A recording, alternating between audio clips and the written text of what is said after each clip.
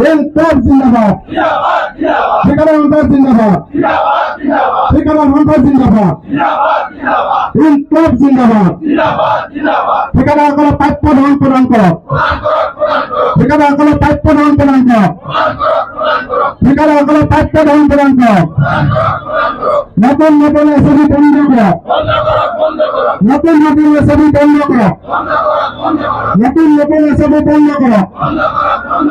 প্ৰধানমন্ত্ৰী নৰেন্দ্ৰ মোদী ডাঙৰীয়া যি সপোনৰ আঁচনি জল জীৱন মিছন, এই আঁচনিত ভাৰতবৰ্ষৰ সকলো ঠিকাদাৰে এই আঁচনিৰ অন্তৰ্গত সকলো কাম কৰিছিলে, কিন্তু আমিও অসমত তেখেতৰ যি এখন আঁচনি ইয়াত প্ৰৱৰ্তন কৰিছিলে, এই আঁচনিত আমি কাম কৰিছিলোঁ।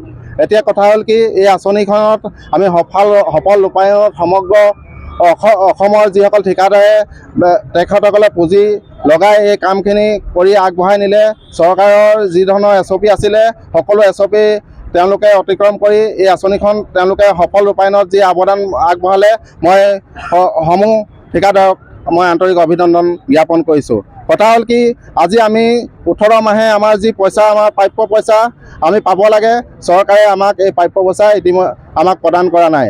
আমাৰ বিল ইতিমধ্যে গৈ ডিভিজনত 2,500 কোটি টকা জমা হৈ আছে, কিন্তু আজি 18 মাহে এই 2,500 কোটি টকা আমাক দিবলৈ সক্ষম হোৱা নাই।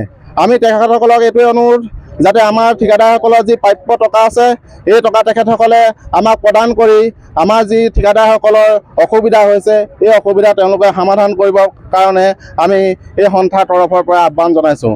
লগতে ডিপাৰ্টমেণ্টে যিসকল SOP নতুন নতুন SOP তৈয়াৰ কৰি আছে, এই SOP আমি এই ঠিকাদাৰ সন্থাৰ পৰা তেওঁলোকক জনাইছোঁ যে তেওঁলোকৰ নতুন নতুন SOP আমি গ্ৰহণ নকৰোঁ। যিহেতু আমাক যি এটা কণ্টেক্ট কৰিবৰ কাৰণে আমাৰ যিখিনি এগ্ৰিমেণ্ট আছে, সেই এগ্ৰিমেণ্টৰ বাহিৰত যি SOP দিয়ে আমি তাক গ্ৰহণ নকৰোঁ। গতিকে আপোনালোকৰ মাধ্যমৰ দ্বাৰা তেখেতসকলক জনাইছোঁ যে আমাৰ নতুন নতুন SOP প্ৰদান কৰিলে আমি এই SOP গ্ৰহণ কৰিবলৈ আমি ইয়াৰ প্ৰত্যাহ্বান জনাম।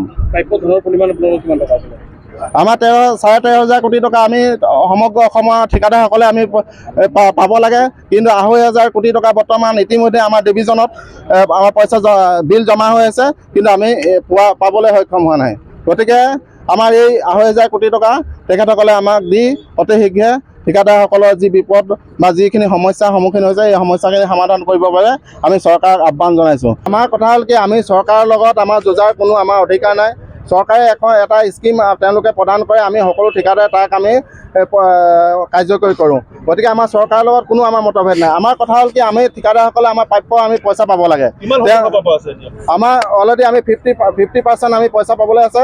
100%ৰ ভিতৰত আমি 50% পইচা ঠিকাদাৰসকলে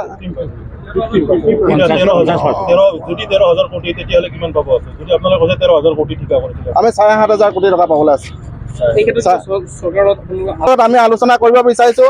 আমি মুখ্যমন্ত্ৰী ডাঙৰীয়াক আমি ডিব্ৰুগড়ৰ পৰা তেখেতক মেইলৰ যোগেদি আৰু বিভিন্ন DC হতাই আমি কাগজ দিছোঁ, তেখেতে আমাৰ লগত আলোচনা কৰিব বিচৰা নাই।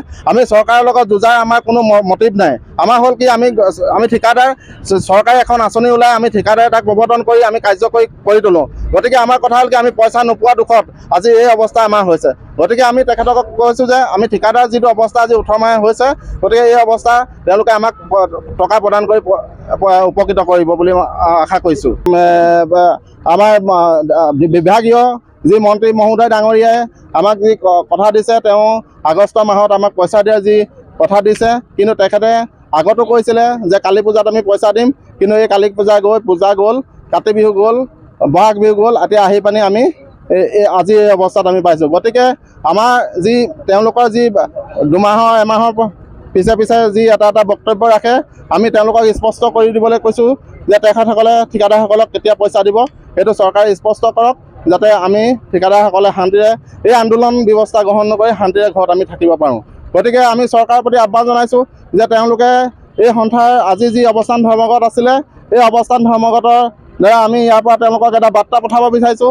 তেওঁলোকে আমাক এটা বোলে আপোনালোকে আমুক মাহৰ ভিতৰত পইচা পাব, ইয়াৰ এটা সুস্থিৰ তেওঁলোকে এটা বাৰ্তা আমাক দিয়ক। আমি তেতিয়া ইয়াৰ অৱস্থান ধৰ্মঘট আমি কৰিবলৈ কৰাৰ আমাৰ যি মটিভ আমাৰ নাই। স্থিতি আমি ইয়াৰ পৰৱৰ্তী স্থিতি আজি আমি আপোনালোকক গুৱাহাটীত আমি অৱস্থান ধৰ্মঘট জনাইছোঁ। আমি দিল্লী যাম, যিহেতু এই আঁচনি 90% পইচা চেণ্ট্ৰেল গভৰ্ণমেণ্টে প্ৰদান কৰে, 10% আসাম গভৰ্ণমেণ্টে প্ৰদান কৰে। তেওঁলোকে কৈছে, আমাৰ বিভাগীয় মন্ত্ৰীয়ে কৈছে 90% পইচা তেখেতসকলে চেণ্ট্ৰেল গভৰ্ণমেণ্টক পাব লাগিব, তেতিয়াহে আমাক পইচা দিব পাৰিব। 10% অসমৰ কণ্ট্ৰিবিউশ্যন থাকে। গতিকে আমি এই কাৰ্যসূচীৰ দ্বাৰা আমি চাই লওঁ, আগষ্টলৈকে যদি পইচা নাপাওঁ আমি যন্ত্ৰ মন্ত্ৰত আমি ধৰ্ণা কাৰ্যসূচী আগবঢ়াম। যিকোনো খবৰৰ বাবে যোগাযোগ কৰক 7099017330 লগতে 7099017110 নম্বৰত।